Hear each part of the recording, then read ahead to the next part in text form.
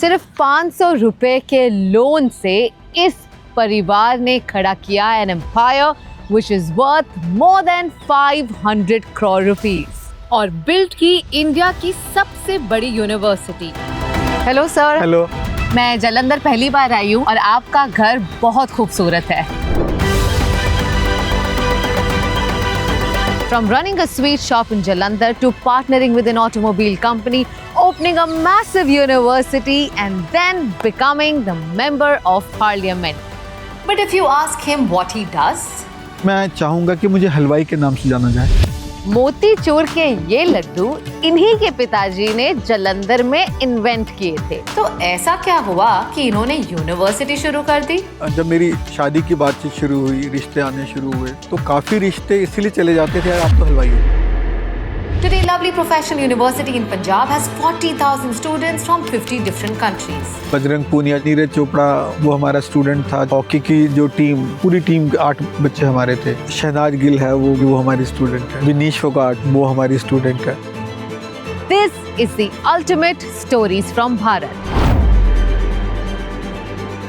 पर आज मैं इनसे पूछूंगी कुछ मुश्किल सवाल। हलवाई के बेटे ने इतनी बड़ी यूनिवर्सिटी कैसे खोली? तो कहाँ से आए इतने पैसे? ये लड्डू पेड़े बेचते हैं, अब ये डिग्रियां बेचेंगे, इनको हम कैसे यूनिवर्सिटी बनाने दें? क्या एजुकेशन सिस्टम एक बिजनेस बन चुका है? Why does it make sense for a businessman to get into politics? Why doesn't it make sense? To cool things off, I will have a delicious Punjabi breakfast at his home before he drives me to his massive university. But for now, चलते हैं मिलने उनसे उन्हीं के घर में in Jalandhar. Hello sir. Hello Kamiya ji, welcome. Thank you. बहुत ही खूबसूरत घर है, बिल्कुल पंजाबी फील और वाइब आ रही है इस घर में जालंधर के। हम लोग इस घर में 25 साल से हमारे पास, मुझे लगता है जो बना था वो 1930 में, तकरीबन 100 साल पुराना है। 100 साल पुराना घर है, वाओ, काफी वेल मेंटेन्ड है। और ये इंसिडेंटली जो जालंधर कंटोनमेंट है, इसको बेस्ट कंटोनमेंट का अवार्ड भी पीछे मिला है अभी। अच्छा। और ये जो हाउसेज हैं, बंगलो कैटेगरी बोलते हैं, इसमें आप कवर्ड एरिया बढ़ा नहीं सकते, तो दैट्स ब्लेसिंग्स इन डिस्गाइज। तो उस वजह से आप अच्छे गार्डन्स एंजॉय कर सकते हो, या जैसे हम लोगों ने ऑर्गेनिक फार्मिंग भी अंदर ही करते हैं, डेली यूज की सब्जियां हैं, और तो अंदर ही हम ग्रो करवाते हैं।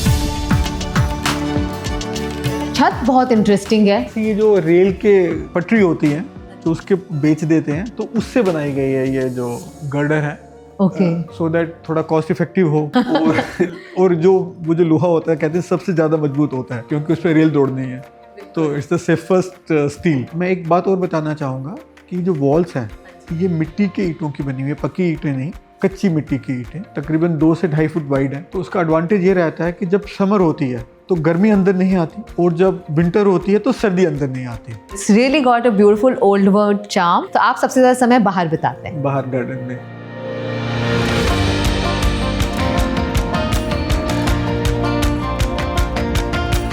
जालंधर एक खूबसूरत शहर है, वो तो बिल्कुल। आपने देखा ही होगा, और उससे भी ज्यादा वहाँ के लोग खूबसूरत हैं। जनरली मैं पहले सुबह उठ के वॉक करता हूँ, क्योंकि हमने यहाँ तकरीबन आधा किलोमीटर का ट्रैक बनाया हुआ अंदर ही, मड का बिल्कुल कच्चा ट्रैक, और उसके बाद 15 मिनट साइकिलिंग करता हूँ। उसके बाद फिर योगा इंस्ट्रक्टर आता है। ये बहुत इंटरेस्टिंग सा लग रहा है।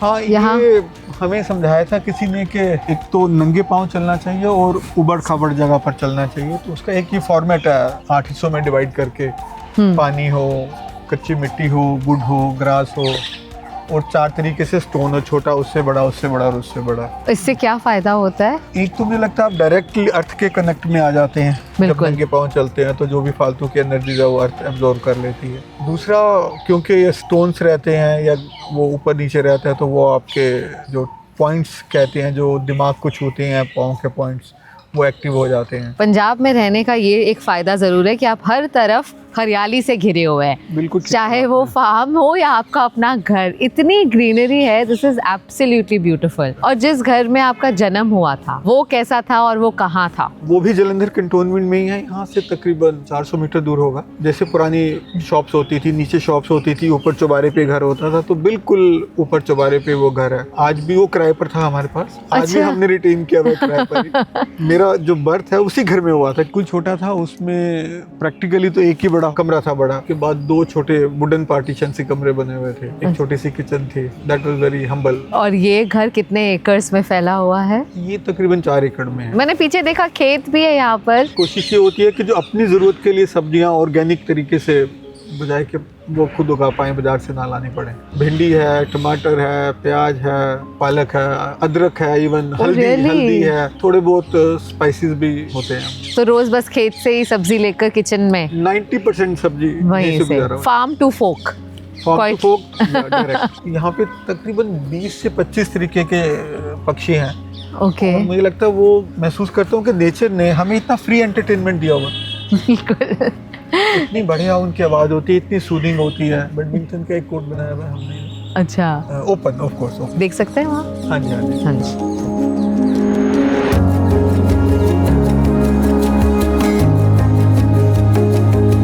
तो सबसे पहले तो ये जानना चाहूंगी कि एक हलवाई के बेटे ने इतनी बड़ी यूनिवर्सिटी कैसे खोल दी? मैं हिंदुस्तान के युवाओं को देखता हूँ, हिंदुस्तान के पुराने सीनियर लोगों को देखता हूँ, तो हर एक की अपनी एक जर्नी है, हर एक की अपनी एक स्टोरी है और हर एक की स्टोरी पर एक मूवी बन सकती है। मेरे फादर साहब डिफेंस कॉन्ट्रैक्टर थे। अच्छा। तो कुछ उनको प्रॉब्लम इश्यूज आए वहाँ के ऑफिसर्स के साथ, तो उन्होंने वो छोड़कर एकदम सिविल बिजनेस में शिफ्ट किया, क्योंकि जो डिफेंस कॉन्ट्रैक्टरशिप जलंधर कंटोनमेंट में ही चला करती थी, क्योंकि कंटोनमेंट एरिया में होती है, तो पैसा तो ज़्यादा नहीं था उनके पास। तो एक कर्नल साहब थे जो उनके मित्र थे, उन्होंने 500 रुपये का लोन दिया उस ज़माने में, तो उससे मिठाई की दुकान शुरू की। फिर जगह नहीं मिल रही थी, तो एक किसी का घर था अबेंडन्ड, खाली पड़ा हुआ था, तो वहाँ लेके उन्होंने वो शॉप शुरू की और वो घर के अंदर ही काउंटर लगाए। और एक जो उन्होंने, एक तो ये डिफरेंट किया उन्होंने कि बंद शॉप में किया, और दूसरा किया कि उन्होंने एक नई चीज़ इन्वेंट की। जैसे लड्डू उस जमाने तक मोटी बूंदी के हुआ करते थे, उन्होंने बारीक बूंदी के लड्डू ईजाद किए जिसको मोतीचूर लड्डू के नाम से कहते हैं, जो आजकल हम सब लोग बड़े शौक से खाते हैं। तो ये दूसरी यूनिकनेस लाए इस बिजनेस में।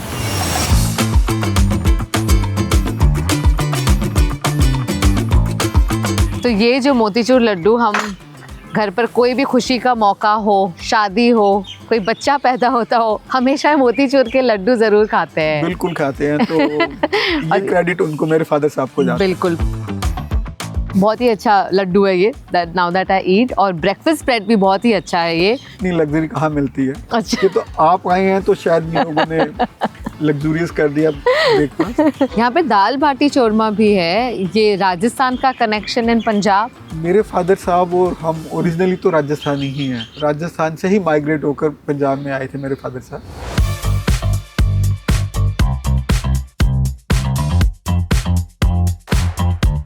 मेरे फादर साहब शुरू से ही बहुत ज़्यादा एंटरप्रेन्योर थे और उन्होंने जलंधर कैंट की शॉप की सक्सेस के बाद जलंधर सिटी में शॉप खोली और वो भी काफ़ी अच्छी रही। आप भी जाया करते थे? बिल्कुल, मैं बचपन से जलंधर कंटोनमेंट की शॉप में जाया करता था।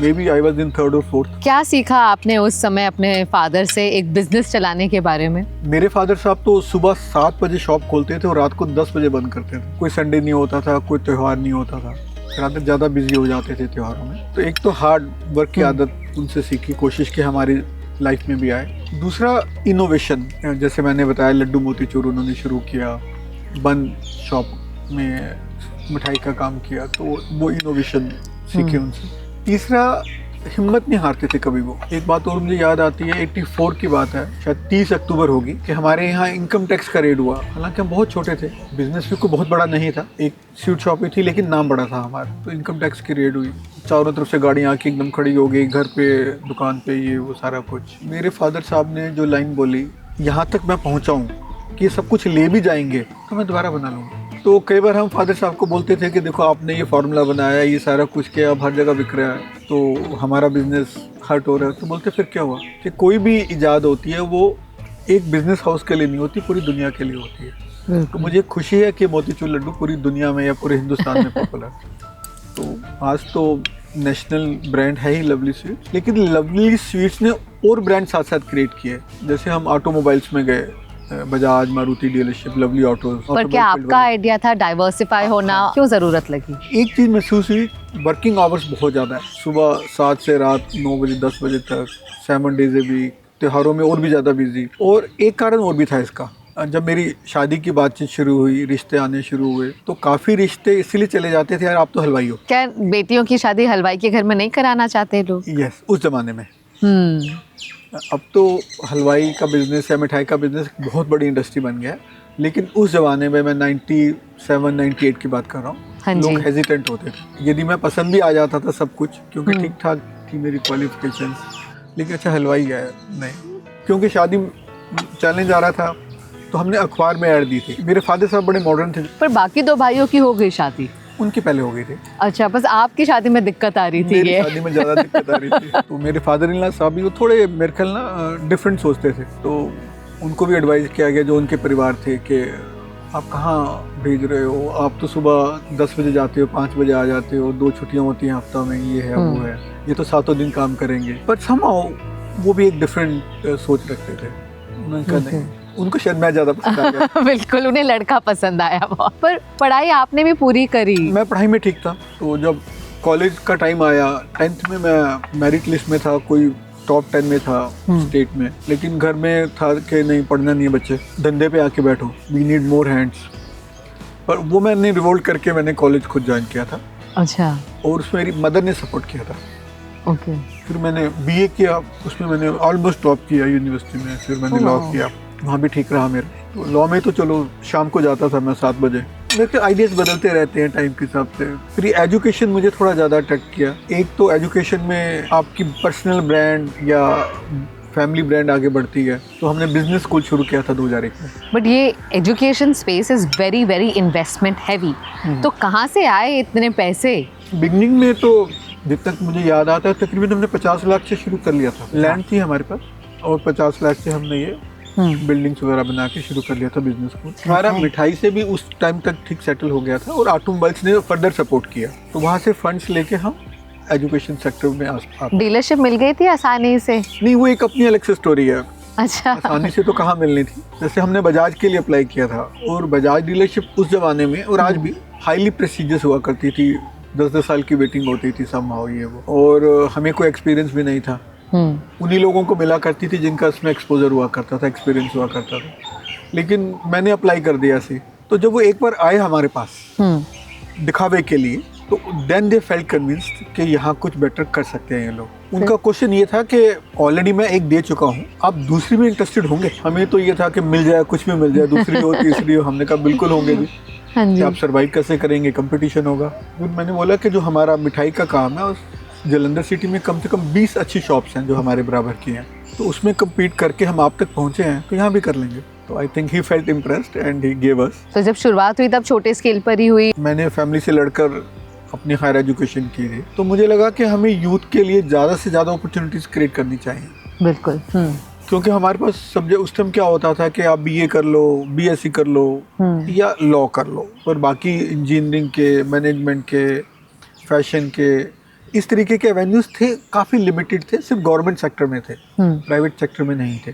तो वो एक अपॉर्चुनिटी भी थी और एक ज़रूरत भी थी, तो वो अच्छा मेल खाया दोनों का। आपने बताया आपकी शादी नहीं हो रही थी, इसके लिए आपने सोचा कि अब सिर्फ हलवाई नहीं रहना है, आपने ऑटोमोबाइल्स में जाना है। सोसाइटी के लिए कुछ करने के लिए आप एजुकेशन सेक्टर में अपने आप को आपने वहाँ डाला। पॉलिटिक्स में आप क्यों गए? जब आप आगे बढ़ते हैं ना, जब जिस लाइन में भी आप आगे बढ़ते हैं, उसमें आपको नए चैलेंजेस दिखने शुरू हो जाते हैं। जब एजुकेशन सेक्टर में आए, वहाँ क्योंकि यूनिवर्सिटी हमने बनाई, वो बनी वो एक अलग एक स्टोरी हो सकती है, लेकिन काफ़ी चैलेंजेस लगे। और उसमें क्या लगा कि अल्टीमेटली पॉलिसी मेकर्स कौन है, डिसीजंस मेकर कौन है, वो पॉलिटिशियंस है। और दूसरी साइड से मुझे अपॉर्चुनिटी भी आई, आम आदमी पार्टी की जब पंजाब में सरकार बनी, उनकी तरफ से ऑफर आई, तो वो लगा ये भी एक मेल खाता है कि यदि हम आगे पॉलिसी मेकर्स का या डिसीजन मेकर का पार्ट बन पाएँ, तो अब शायद देश की सेवा या यूथ के बारे में हम ज़्यादा कर पाएंगे then only to stay in education. तो ये सोचते हुए मुझे लगा yes, let's avail this opportunity. क्या पॉलिटिक्स में आने से ज़्यादा पावर आ जाता है? देखिए, पावर तो हर एक को नहीं आता। पावर तो उसी को आता है जो रूलिंग पार्टी का हिस्सा होता है, और वहाँ भी यदि आप मंत्री बन जाए, अदरवाइज नहीं आता। लेकिन यस, आप इस पोजीशन पे होते हैं, आप कुछ हद तक सरकार को इन्फ्लुएंस कर सकते हैं अपने पार्लियामेंट्री डिबेट्स के दौरान, डिस्कशंस के दौरान, मीटिंग्स के दौरान, और अपनी बात रख सकते हैं। तो वो पार्ट जरूर होता है। आपका सिंगल मोस्ट ऑब्जेक्टिव क्या हुआ करता था एवरी टाइम आप एक्सपैंड करते थे? पैसा कमाने का नहीं ज़्यादा रहा कभी भी, तो वो जितना हमारी एक्सपेक्टेशंस काफ़ी कम है लाइफ की, कोई बहुत लेविश स्टाइल भी नहीं है हमारा लाइफ का, तो वो ज़्यादा ज़रूरत नहीं रही कभी भी। ये रहा कुछ ऐसा करें कि जिसमें आपका नाम भी बढ़े और सोसाइटी के लिए भी कुछ दे पाएँ। क्योंकि शायद एक दिमाग में बात रही होगी कहीं डीप माइंड में, जो हलवाई का ब्रांड लोग कहते थे कि वो देखो जी ये तो छोटा धंधा होता है, छोटा काम होता है, इसलिए था कि थोड़ा नाम बनता रहे कि कुछ हम बेहतर कर रहे हैं। गॉड इज काइंड के उन्होंने इस तरीके से हमें मौके भी दिए और हमने शायद वो ठीक ठाक अवेल भी कर लिया। जब भी आपका क्लाइंट या कस्टमर या आपका स्टूडेंट, कुछ भी आप उसको कहें, जब वो सक्सेसफुल होता है अपनी लाइफ में, वो नया और डिफरेंट करता है लाइफ में, तो वो सबसे ज़्यादा खुशी देता है। हमारे बच्चों को अब 2.5 करोड़ की प्लेसमेंट मिली तो वो खुशी देती है। हमारी एक बच्ची एस्ट्रोनॉट के तौर पे सिलेक्ट हुई और ट्रेनिंग पे जा रही है तो वो हमें खुशी देती है। हमारे स्टूडेंट्स को ओलंपिक्स में गोल्ड मेडल, दूसरे मेडल्स मिले तो वो खुशी देती है। हमारे बच्चे फिल्मों में काम कर रहे हैं तो वो खुशी देती है। हमारे बच्चे ऑस्कर जीत रहे हैं तो वो खुशी देती है। कौन कौन रहे हैं alumni of lovely professional university? पहले तो स्टूडेंट के तौर पे ही उन्होंने ये मुकाम हासिल किया जो मैं सब बोल रहा हूँ आपको। ये हाँ जी, एलुमनाई का लेवल अभी अलग है। अच्छा। सक्सेस स्टोरीज अलग हैं। चाहे हम स्पोर्ट्स में बात करें, नीरज चोपड़ा वो हमारा स्टूडेंट था जब उसने गोल्ड जीता देश के लिए। बजरंग पूनिया जब देश के लिए सिल्वर जीता वो हमारा स्टूडेंट था। हॉकी की जो टीम जिसमें कैप्टन भी थे और देश के लिए ब्रॉन्ज जीता काफ़ी सालों बाद, वो हमारा पूरी टीम 8 बच्चे हमारे थे। सेकंड ओलंपिक में फिर भी वो बच्चे 8 बच्चे हमारे थे। पैरा ओलंपिक में हमारे बच्चों ने तो बहुत ही कमाल किया। जो लास्ट ओलंपिक्स हुए हैं उसमें हमारे बच्चों ने देश के लिए 2 गोल्ड 2 सिल्वर प्लस ब्रॉन्ज लेके आए हैं। शहनाज गिल है, वो मूड में अच्छा करी, वो हमारी स्टूडेंट है। विनीश फोगाट वो हमारी स्टूडेंट है। रादर उसको सिल्वर जीत गया था लेकिन बाद में विड्रॉ कर लिया गया, लेकिन हमने एक अवार्ड रखा हुआ था लेकिन हमने फिर भी दिया जो सिल्वर विनर को हम देते थे। एज एन एजुकेटर आप ऑफ कोर्स युवा के लिए बहुत कुछ कर रहे हैं, बट एज अ पॉलिटिशियन आप युवा के लिए क्या करना चाहते हैं? उसके लिए मैंने जो मैं कर सकता हूँ, क्योंकि मैं ओपोजिशन में हूँ, थोड़ी लिमिटेशंस होती है ओपोजिशंस में, लेकिन फिर भी उसके बावजूद पार्लियामेंट में युवाओं के लिए आवाज़ उठाना, उनकी बेहतर एजुकेशन के लिए आवाज़ उठाना, उनकी बेहतर फैसिलिटीज़ देने के लिए, स्पोर्ट्स फैसिलिटीज़ देने के लिए आवाज़ उठाना, ये मैं लगातार करता हूँ, काफ़ी स्ट्रॉन्गली करता हूँ। अब एक छोटी सी बात है जो मैंने बजट स्पीच पर ही उठाई कि स्पोर्ट्स बजट हमारे देश में को 3200 करोड़ का है और ओलंपिक में 329 कैटेगरी है मेडल्स के, मतलब 329 गोल्ड सिल्वर ब्रॉन्ज 329 कैटेगरी है। पर मेडल कैटेगरी के हिसाब से बजट देखो तो लेस देन 10 करोड़ है। 10 करोड़ में एक साल में एक युवा कैसे ओलंपिक के लिए तैयार होगा? जबकि क्रिकेट में जो IPL में नीलामी होती है उसमें 10 करोड़ एक साल के लेने वाले कितने प्लेयर होते हैं? सिर्फ एक प्लेयर, और हंड्रेड्स में होते होंगे। तो ये कैसा हमारा सोच है? एजुकेशन में बजट सबसे कम बढ़ता है हमेशा, और GDP का जो हिस्सा होना चाहिए जो दूसरे देशों में, उससे हम आधे से भी नीचे, तकरीबन 2% पे है। चाइना, रशिया 4-4.5% पे। तो हम कैसे युवाओं को अपना सशक्त बनाएंगे? मुझे याद आ रहा है कि हमारे एयरफोर्स के 42 स्क्वाड्रन्स हैं जो परमिटेड है कई सालों से, लेकिन आज तक हम 32 स्क्वाड्रन से ऊपर नहीं जा पाए। देश की सुरक्षा की बात है, जबकि एक तरफ पाकिस्तान, दूसरी तरफ चाइना बैठा हुआ है। तो ये मुद्दा मैंने उठाया सदन में, अभी बजट स्पीच के दौरान ही मैंने मुद्दा उठाया। पर चलो मुझे खुशी है कि उसके 15 दिन बाद ही भारत सरकार ने शायद 108 राइफल खरीदने का ऑर्डर प्लेस कर दिया। सुप्रीम कोर्ट ने पीछे ऑर्डर्स किए कि जो स्टे एनिमल्स हैं उनको सरकार या कॉरपोरेशन उनको अपने शेल्टर में रखें ताकि सड़कों पे लोगों की डेथ ना हो। स्टे एनिमल से अभी पिछले दिनों एक बच्चे को पकड़ के ले गए, नवजात शिशु की डेथ हो गई। एक 22 साल की युवा की डेथ हो गई। 8 स्टे डॉग्स ने उस पर हमला कर दिया और उसको मार दिया रात को। देखिए, हमें ये देखना है कि किसकी जान ज़्यादा महत्वपूर्ण है, इंसान की, बच्चों की, युवाओं की, या एक स्टे एनिमल की। और हम ये थोड़ी कह रहे हैं उनको मार दें, हम तो ये कह रहे हैं कि उनको सरकारी शेल्टर में ले जाके रखा जाए, उनका इलाज कराया जाए, और जो भी करना है सरकार करे, लेकिन लोगों को तो नहीं मारा जा सकता उनके लिए। एजुकेशन में भी एक अलग ही रेवोल्यूशन आ रहा है। देखिए, 3 इडियट्स मेरे ख्याल 15-18 साल पहले आई थी, कुछ 2010 के आसपास। तो उसने वो मुद्दे उस टाइम उठाए थे जो उस टाइम की ज़रूरत थी कि जो एजुकेशन में एक्सेलेंस आए और बच्चा सीखे, प्रोजेक्ट्स बनाए, ये सब चीज़ें करें। अच्छा इनिशिएटिव था और उससे बदलाव भी आया कुछ हद तक, पर वो चीज़ हम LP में उससे पहले करते थे। अब मान लीजिएगा मैं आपसे क्वेश्चन पूछूंगा कि 3 इडियट्स का यदि सिक्वल बने, हाँ जी, 2030 में बने मान लीजिएगा, या 2035 में बने, तो वो कैसे होगा? वो स्टोरी हम एलपी में आज बुन रहे हैं, आज पैदा कर रहे हैं कि बच्चे प्रोजेक्ट्स करें, बिल्कुल करना चाहिए। बच्चे डिफरेंट हैकाथॉन्स, कंपटीशंस में पार्टिसिपेट करें और उससे सीखें, वो हम करते हैं और बिल्कुल करना चाहिए। बच्चे रियल प्रोजेक्ट्स पे काम करें। आज के दिन हमारी क्या सबसे बड़ी समस्या क्या है एजुकेशन की, कि बच्चा अपनी फ़ीस नहीं दे पाता। तो हम वो एजुकेशन आज दे रहे हैं बच्चे को कि आपने जो फीस हमें पे की है और अपने स्टूडेंटशिप के दौरान ही डिग्री लेने से पहले वो फीस यहीं से कमा के पेरेंट्स को वापस करें। मैनेजमेंट का बच्चा है, फाइनेंशियल मैनेजमेंट का, उसको कहते हैं आप स्टॉक में शेयर्स में पैसा लगाइए और वहाँ से कमाएं। उस प्रोसेस में वो कंपनियों के बारे में जानने की कोशिश करता है, कहाँ मैं पैसा लगाऊं, तो अपने आप ही सीखता हो। बिल्कुल। तो इस तरीके का हमने मॉडल इंट्रोड्यूस किया है। ऐसे मार्केटिंग के बच्चे हैं तो उनको कहते हैं आप प्रोडक्ट्स मार्केट से ख़रीदें, उसको अपना लेबल डालें, उसमें वैल्यूएशन डालें और उसको ड्रॉप शिपिंग के माध्यम से बेचें, उसमें आप पैसा कमाएं। जर्नलिज्म के बच्चे हैं या फिल्म प्रोडक्शन के बच्चे हैं, उनको हम कहते हैं आप अपनी फिल्म्स बनाइए शॉर्ट, या अपने ब्लॉग्स लिखिए, उसको यूट्यूब पे डालिए या ऑफलाइन प्लेटफॉर्म्स पे डालिए, और व्यूज़ के हिसाब से आप जो पैसा कमाते हैं या अपने नाम कमाते हैं, तो उस तरीके से आप फीस वापस करें। तो ऐसे हर डिसिप्लिन्स के लिए हमने अलग अलग तरीके से वो अपॉर्चुनिटीज़ क्रिएट की हैं और वो अच्छा जा रहा है।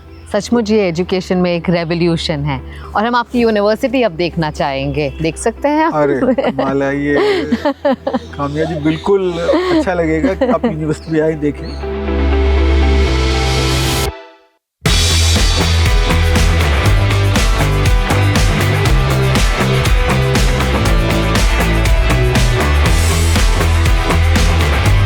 सर बहुत ही खूबसूरत और मैसिव यूनिवर्सिटी है ये। यूनिवर्सिटी में आपका क्या मिशन और विजन है? जो टाइम्स हायर एजुकेशन रैंकिंग है उसके टॉप 200 में आना, क्योंकि अभी तक हिंदुस्तान की कोई भी यूनिवर्सिटी वहाँ पर नहीं गई है। दूसरा मेरा ये उद्देश्य रहेगा कि हमारा जितने भी स्टूडेंट्स हैं वो जब पास आउट करें, एक करियर उनके हाथ में हो।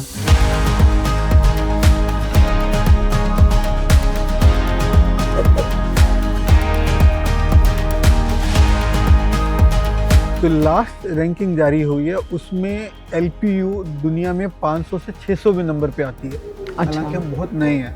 रिसर्च में यदि हम देखें तो पूरी दुनिया में हम 169वें नंबर पे आते हैं। जब हम हिंदुस्तान की बात करें तो हिंदुस्तान में जो टाइम्स हायर एजुकेशन रैंकिंग में हम हिंदुस्तान में 5वें नंबर पे आते हैं। प्राइवेट यूनिवर्सिटीज़ भी डाल के, सरकारी यूनिवर्सिटीज़ भी डाल के, IITs भी डाल के। वो लगता है एक हमारे लिए बहुत बड़ा कीर्तिमान है कि इतने छोटे से टाइम में हम इस रैंकिंग तक पहुंच पाए हैं। और यहाँ मैं देख रही हूँ कि कई सारे इंटरनेशनल स्टूडेंट्स भी हैं। ज़्यादातर हम देखते हैं कि इंडिया के बच्चे बाहर जा रहे हैं पढ़ने, पर यहाँ बाहर के बच्चे आ रहे हैं भारत में पढ़ने के लिए। सबसे पहले तो भारत की 28 स्टेट और 8 यूनियन टेरिटरी सभी के बच्चे हैं। इसके अलावा 50 अलग अलग देशों के बच्चे हैं। उसका कारण तो जो है एक ही कारण है कि हम हमेशा ये कहते हैं कि बच्चा आप यहाँ डिग्री लेने नहीं आए, डिग्री तो आपको पड़ोस में भी मिल जाती, आप यहाँ अपना करियर बनाने आए। तो बच्चा जब यहाँ से जाए वो डिग्री लेके ना जाए अकेला, वो अपना साथ करियर लेके जाए। चाहे वो प्राइवेट जॉब हो सकती है, गवर्नमेंट जॉब हो सकती है, वो एंटरप्रेन्योरशिप हो सकती है, या ये आजकल स्पोर्ट्स में भी कैरियर बनता है, स्पोर्ट्स में कोई आपकी अचीवमेंट हो सकती है, तो करियर लेके जाए। नंबर 1। नंबर 2, जो नई बात हमने शुरू की है अभी, हम ये बोलते हैं बच्चे को कि आप जितनी हमें फीस देते हैं 2 साल में, 3 साल में, 4 साल में अपने प्रोग्राम के हिसाब से, आपको अपनी स्टूडेंटशिप के दौरान ही वो फीस कमा कर वापस जाना है। और वो भी इधर उधर के काम करके नहीं, अपने स्पेसिफिक प्रोग्राम के अंतर्गत या डिसिप्लिन के काम करके कमाना है और पेरेंट्स को वापस करनी है या बैंकों को वापस करनी है। ये 2 चीज़ें हैं जो हमारी बाकियों से डिफरेंट हैं। शायद यही कारण है कि हमारे पास हिंदुस्तान के हर स्टेट का और 50 कंट्रीज़ के बच्चे पढ़ते हैं। और अगर बात की जाए यहाँ पे कोर्सेज की, तो ट्रेडिशनल इंडियन एजुकेशन सिस्टम काफ़ी रिस्ट्रिक्टेड रहा है, काफ़ी थ्योरेटिकल रहा है। मेरी बेटी एक इंटरनेशनल बोर्ड से पढ़ती है, IB में। ना उसके एग्ज़ाम्स होते हैं, उसका असेसमेंट ही बहुत अलग तरह से होता है, ना ही उसे कोई होमवर्क मिलता है। Which is part of Indian parenting मैं कन्फ्यूज़ हूँ कि वो स्कूल में क्या पढ़ रही है, बट उसे जानकारी है हर चीज़ की, वो सीख भी रही है स्कूल में, पर वो मुझ तक नहीं आ रहा। पहली बात तो जो बच्ची है आपकी, वो अपने लिए पढ़ रही है, आप तक आने के लिए तो नहीं पढ़ रही है कि आपको क्या समझ आ रहा है, आपको क्या समझ नहीं आ रहा। Rather you should be proud of her, तो आपको डिस्टर्ब नहीं करती। नहीं तो मैंने देखा है स्कूल एजुकेशन में बच्चों की पढ़ाई कम होती है, पेरेंट्स की ज़्यादा होती है। IB बोर्ड से होगी मेरी अंडरस्टैंडिंग है, और उनका बड़ा अच्छा यूनिक सिस्टम है जो आप महसूस कर रहे होंगे कि वो समझाते हैं बच्चे को, रटाते नहीं हैं, राइट, जो कि एक सही तरीका है जो होना चाहिए स्कूल एजुकेशन के लिए। उसी चीज़ को हमने हायर एजुकेशन में आगे बढ़ाया कि बच्चे को समझाना तो है ही, लेकिन समझा के उससे रियल लाइफ प्रोजेक्ट्स करवाने हैं। लैब प्रोजेक्ट्स नहीं, रियल लाइफ प्रोजेक्ट्स। यदि मुझे स्टॉक मार्केटिंग सीखनी है तो मैं सिमुलेशन पे काम कराऊँ, वो तो एक स्टोरी है, वो नहीं अकेले। मुझे उससे रियल लाइफ में, रियल स्टॉक मार्केट में रियल पैसा इन्वेस्ट कराना है। जब वो रियल पैसा इन्वेस्ट करेगा तब वो सीखेगा, अपने आप कंपनियों के बारे में जानकारी हासिल करेगा, और जब बाहर निकलेगा तो उसको सब मालूम होगा। तो वो तरीका ही हमें अडॉप्ट करते हैं एक स्टेप आगे जाके। यदि एक एग्रीकल्चर का बच्चा है, उसको लैब एनवायरनमेंट में, वो हम खेतों में उसको ट्रेनिंग देते हैं, वो पुराना मेथड हो गया। हम ये कहते हैं बच्चे, आप आधा एकड़, क्वार्टर एकड़ लैंड हमसे लीजिए, हम आपको कम्प्लीमेंट्री लैंड देंगे, और उस पर आप कुछ भी करें, चाहे कोई सीड पैदा करें, मतलब जो हाई यील्डिंग क्रॉप्स है या हाई वैल्यू क्रॉप्स पैदा करें, मिनिएचर प्लांट्स पैदा करें, ऑर्नामेंटल प्लांट्स पैदा करें, जो आजकल इंपोर्टेड फ्लावर्स आते हैं उसका सब्स्टिट्यूट पैदा करें, और इनको बेचे मार्केट में। अकेले पैदा ही नहीं करना है, इनको मार्केट में बेचना है और उससे पैसा कमाना है। जब आप उस मोड में जाएंगे, आप क्वालिटी का भी ध्यान रखेंगे, अपनी इकोनॉमिक्स का भी ध्यान रखेंगे और बेटर करेंगे। उसके लिए फंड हम देते हैं बच्चे को कि हम फंड करेंगे आपको, यदि आपने कमाया तो आपका, यदि नुकसान हुआ तो यूनिवर्सिटी। तो ये द मेथड है जो मुझे लगता है ज़्यादा इम्पोर्टेंट है, और आपके स्कूल का बच्चा लगता है हमारी जैसी यूनिवर्सिटी उसके लिए राइट अपग्रेडेशन होगी। बिल्कुल। आप फंडिंग तो दे देंगे उन्हें, पर वो तब तक जब वो आपकी यूनिवर्सिटी में आए। क्या इस यूनिवर्सिटी की फीस अफोर्डेबल है उनके लिए? आपने पहला क्वेश्चन कि हम फंडिंग दे देंगे यदि वो यूनिवर्सिटी में आए, तो मैं उसके लिए पहले आपको बताना चाहूँगा कि हिंदुस्तान में ICSE के तकरीबन 2,500-3,200 स्कूल हैं। मैंने उनके बच्चों को 25 लाख फंड अनाउंस किया हुआ है कि यदि वो अपने प्रोजेक्ट से लेके आएँ तो LPU आपको फंड करेगा। मतलब अपने बच्चों के लिए हम स्कूली बच्चों को भी फंड करते हैं, नंबर 1। नंबर 2, आपने बोला फीस के बारे में। पहले तो मैंने बोला कि जितनी भी फीस है मैं बच्चों को कहता हूँ आप आगे हमसे कमाएं और वापस ले जाएं। दूसरा, आप यदि फीस देखेंगे तो मेरी जो एवरेज फीस है साल की 1.5 लाख रुपये, कई जगह 60,000 भी है साल की, लेकिन एवरेज मैं कहूँ 1.5 लाख रुपये है, जो कि मुझे लगता है जो आप दे रहे हैं आज अपने बेटी के लिए, उससे मुझे लगता है कम से कम 5 गुना कम होगी। बिल्कुल। मतलब, और दूसरा, इसी फीस में हम बच्चों को सब कुछ देते हैं। रिसर्च के लिए अलग करते हैं, वो एक अलग एक्सपेंडिचर होता है, इसी में ही सब कुछ कर रहे हैं। बहुत ही अफोर्डेबल फीस स्ट्रक्चर है, और इसके बावजूद उस फीस में भी स्कॉलरशिप है। यदि बच्चा अच्छा है तो 100% तक हम उसको स्कॉलरशिप देते हैं। बट आज इंडियन एजुकेशन सिस्टम और कई सारी यूनिवर्सिटीज़ की फ़ीस इतनी हाई है, कई लोग आज ये जानना चाहते हैं क्या एजुकेशन सिस्टम एक बिजनेस बन चुका है? मुझे लगता है एक ना इसमें गलत फहमी है। मतलब हमारी फ़ीस तो काफ़ी रिजनेबल है, लेकिन जो बाकी और यूनिवर्सिटीज़ भी हैं हिंदुस्तान में, मुझे नहीं लगता किसी की भी फ़ीस बहुत ज़्यादा है। मैं एग्जाम्पल पूछूंगा आपसे, आप हिंदुस्तान में 100 ऐसे स्कूल पाएंगे जिनकी फीस 20 लाख से ऊपर है, 2000 ऐसे स्कूल पाएंगे जिनकी फीस 10 लाख से ऊपर है, 10,000 ऐसे स्कूल पाएंगे जिनकी फीस 5 लाख से ऊपर है। आप एक भी यूनिवर्सिटी नहीं पाएंगे जिसकी फीस 5 लाख से ऊपर। आप नाम दीजिए मुझे। तो higher education is more affordable than school. दूसरा, एक और गलत फहमी रहती है कि सरकारी कॉलेजेस या सरकारी यूनिवर्सिटीज़ की फीस नहीं होती है, प्राइवेट से वो सस्ते हैं। कैसे सस्ते हैं? ये मान लीजिएगा मैं 1.5 लाख फीस ले रहा हूँ, IITs की भी 1.5-2 लाख फीस है जो बच्चे से लेते हैं, पर जो टैक्स पेयर की जेब से लेते हैं वो कहाँ जाएगी? जो 10 लाख भारत सरकार हर बच्चे का IIT के ग्रांट देती है, हर NIT के बच्चे को 8 लाख की ग्रांट देती है, बिल्डिंग फ्री देती है, लैंड फ्री देती है, और भर भर के रिसर्च ग्रांट्स अलग से आती है, और उसके बावजूद 10 लाख 8 लाख ग्रांट देती है। टैक्स पेयर का पैसा है वो कैसे फ्री हो गया, कैसे हमसे अफोर्डेबल हो गया?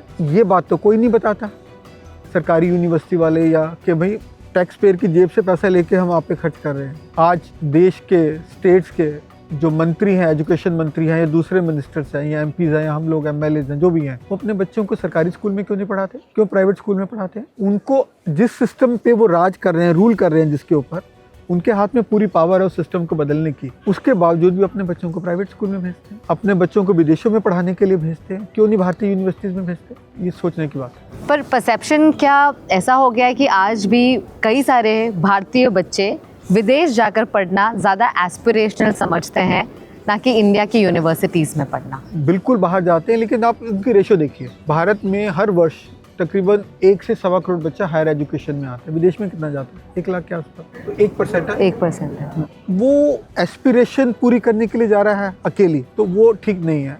लेकिन वो एक डिफरेंट सीखने के लिए जा रहा है, तो वो तो अच्छा है ना। वहाँ जाके सीखेगा, वहाँ की एजुकेशन सिस्टम की अच्छी बातें। यदि वो इंडिया में आके एजुकेशन सिस्टम में आता है, उसमें डालेगा, तो आस्ते आस्ते वो भी जाने बंद हो जाएंगे, जो कि हो भी रहे हैं। बिल्कुल। इस पर गिरे हैं बच्चे विदेश में जाने वाले, जो कि हो भी रहे हैं, क्योंकि हिंदुस्तानी बच्चे बाहर जाके बाहर वापस आके अच्छा कर रहे हैं। तो हमारा एक स्पेशल सेगमेंट है कन्फेशंस ऑफ अ सीईओ। तो कुछ सवाल पूछूंगी आपसे और आपको ऑनेस्ट जवाब देने हैं। प्रॉफिट या purpose, what is it that drives you the most? Profit था पहले, लेकिन अब पर्पस है। अगर आप युवा को कोई सजेशन देना चाहेंगे कि किस तरह से वो एक ही चीज़ पर फोकस करे, तो वो क्या होना चाहिए उनके लिए? उनमें जुनून होना चाहिए, कुछ भी करने का। जो भी करें, वो नौकरी करें, एंटरप्रेन्योरशिप करें, किसी फील्ड में भी जाएं, जुनून के साथ। एक ऐसा रिस्क जो आपको सबने मना किया हो पर तब भी आपने लिया वो रिस्क और सही भी निकला या ना निकला? मुझे लगता है पॉलिटिक्स में जाने का। रियली? तो परिवार वाले क्या कह रहे थे, ना जाओ? नहीं, मुझे लगता है मैं भी यही सोच रहा था, जाऊं या ना जाऊं। तो परिवार वाले तो कहेंगे, बट टचवुड अभी तक मेरे लिए वो अच्छा रहा है। But why does it make sense for a businessman to get into politics? Why doesn't it make sense? Okay. My question is that, देखिए, जो बिजनेसमैन होता है उसने हर तरीके के अप्स एंड डाउन्स देखे होते हैं। बिजनेस को अपने चलाने के लिए, कामयाब करने के लिए बैंकों से लोन लेना है, मार्केट में माल बेचना है, लेबर को डील करना है, कस्टमर्स को डील करना है, बैंक ऑफिशियल्स को डील करना है, सरकारी ऑफिसर्स को डील करना है, पॉलिटिशियंस को डील करना है। ऑलमोस्ट उसने सारे रोल अदा किए होते हैं जो एक पॉलिटिशियन करता है। तो यदि कोई बेस्ट फिट पर्सन है after politician to join politics, But who is more powerful, a businessman or a politician? Choose one. देखिए, इसमें तो बड़ा स्पष्ट जवाब है, politician, if he is in power. If he's in power, yes. Okay. कभी numbers देखकर डर लगा है, especially losses? बहुत ज़्यादा नहीं, क्योंकि शायद ये जरूर रहा था कि आए थे लॉसेस, चैलेंजेस आए हैं मेरे जो ऑटोमोबाइल बिजनेस में भी मुझे आया, एजुकेशन में भी आया। लेकिन हमें लगता था कि जिस तरीके से हम कर रहे हैं, विल मेक इट अप, और ये टेम्परेरी फेज है, इससे हम निकल जाएंगे। एंड गॉड वाज काइंड, हम निकल भी। Is it lonely at the top? Not so, I am lucky, I am blessed कि मैं 40,000 स्टूडेंट्स के बीच में रहता हूँ जो फुल टाइम है। इसके अलावा 65,000 ऑनलाइन और ODL के स्टूडेंट्स भी हैं। तो तकरीबन 1 लाख स्टूडेंट के बीच में जो है, भगवान ने जो ये नेमत बख्शी है, तो आप लोनली कैसे फील करेंगे? उनकी जिम्मेवारी भी है, उनका साथ भी है, उनका प्यार भी है। आप फैसले कैसे लेते हैं? By being emotional or by being practical? Generally by being practical. Generally Okay.